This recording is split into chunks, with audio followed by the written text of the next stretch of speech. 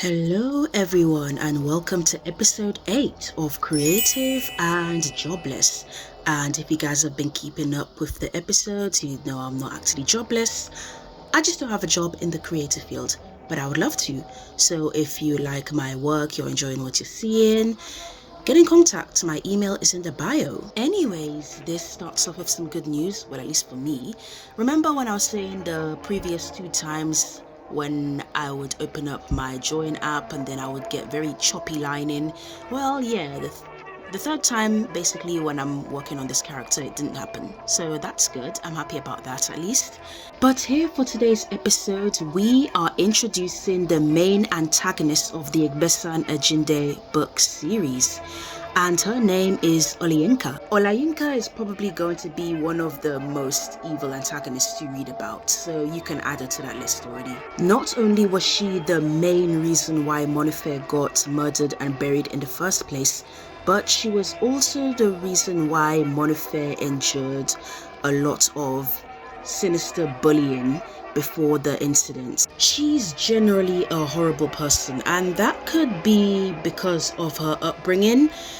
I will also say that she does have 2 older sisters. I just wanted to add that in because she's not an only child. She has 2 sisters and she is the last born out of that 3. All of them are girls. Not really something that their father is proud of, but I'll just leave it as that.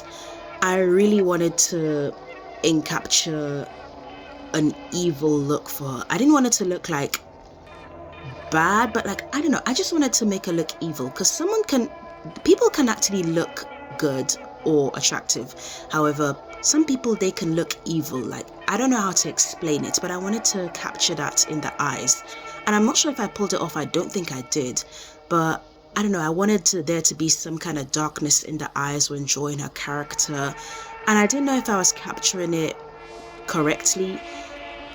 I'm not sure, but I did try to kind of make her eyes kind of pop in a way to where you can look at them and you can just see the lack of humanity in them. But then again, when I draw my characters, I realize that I do add a lot of details in the eyes, and that's pretty much, I guess, the center of what makes my character designs look really good. So at the same time, I wonder if I was able to capture that.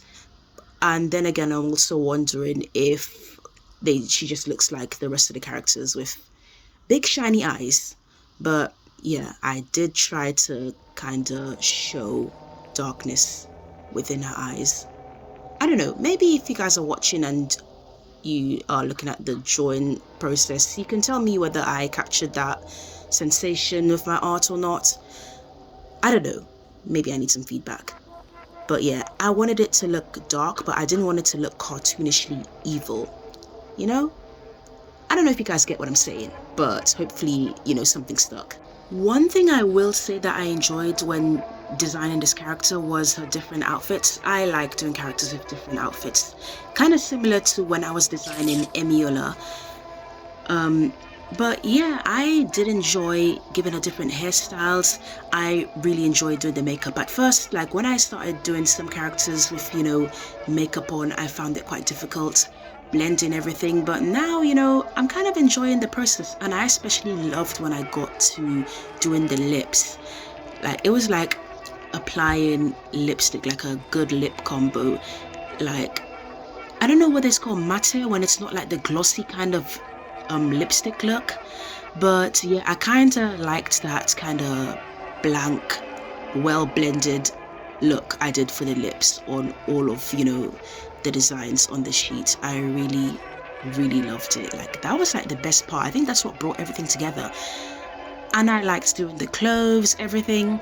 I don't know how to say it, but everything just fell into place when doing the design, and I really liked that about when designing this character. I explored a lot of designs that I could do with her, and she is a rich character that dresses up quite a lot, pretty well off, so I wanted to show that in her design to kind of, I guess, station who she was in the story, if that makes sense. But yes, this is the main antagonist of the book series. In the story, Monife does confront her directly as opposed to going to anybody she's close to. However, for Olayinka and her part in the series, her book, it's specifically a bit different from the previous ones that I have shown. Particularly, it does kind of show that she is a bit more of a challenge for Monife to get one over on her. And that is simply because, unlike the other characters, she does not really possess the very thing that makes them, I guess, easily breakable, and that's guilt and regret. Anyways, this is the character of book number 7 of the Igbesan Ajinde series, and this is the end of part 8 of Creative and Jobless. So be sure to like, share, comment, subscribe. If you're on YouTube, follow us on Instagram or TikTok. Basically, if you were watching, show that you were paying attention, you know. But anyways, that's it for today, and I will see you in the next upload. This is Yetunde Pioa, and I'm out. Bye.